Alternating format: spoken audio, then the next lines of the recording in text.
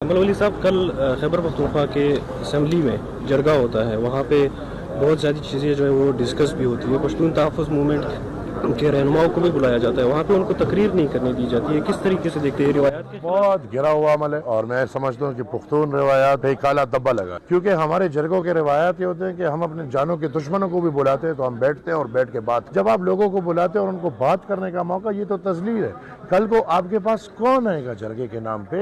मैं समझता हूँ कि उस अमल ने उस जरगे को तबाह कर दिया, जो एक बहुत बेहतरीन चीज़ थी कि तमाम पुख्तूनों ने यकजह होकर दहशतगर्दी का एक बयानिया बनाना है और उसके खिलाफ मुकाबला करना है।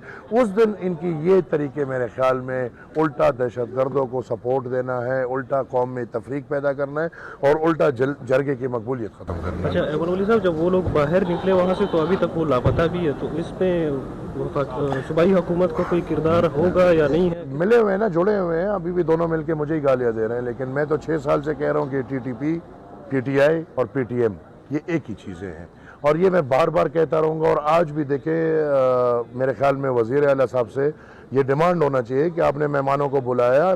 पख्तों में ये नहीं होता कि आप मेहमानों को बुलाए और आपके मेहमान को कोई उठाए और आप फिर पूछे भी ना।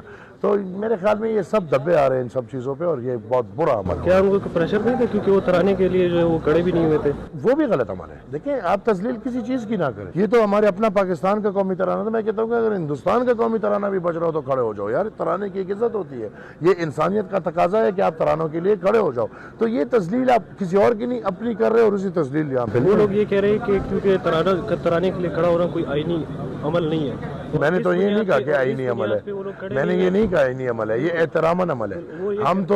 मैं तो आपको कहूंगा कि कहीं इधर फुटबॉल या क्रिकेट का मैच हो, क्लबों के अपने तराने होते हैं, उसके लिए खड़े हो जाओ यार। अजीब बात इस बुनियाद पे कह रहे हैं कि हम लोग नहीं खड़े हुए क्योंकि हमारे 80,000 के लोग शहीद हुए हैं और उसकी बुनियाद पे कितने लोग शहीद हुए? 80,000। किन के? पीटीएम के? पीटीएम वाले कह रहे पश्तून कौम के। नहीं यार, देखो पीटीएम वाले तो ऐसी बातें कर रहे हैं। मैं ये समझता हूँ कि कुर्बानियां जो दी है हमने दी है, लेकिन हमें हमारे लोगों को पाकिस्तान के झंडे ने नहीं मारा, हमारे लोगों को पाकिस्तान के तराने ने नहीं मारा, हमारे लोगों को पाकिस्तान ने नहीं मारा। इधर लोगों ने किया होगा, उन लोगों से हमारे इख्तिलाफ होंगे, इदारों ने किया होगा, उन इदारों से हमारे इख्तिलाफ होंगे, लेकिन हमारा पाकिस्तान से कोई इख्तिलाफ नहीं।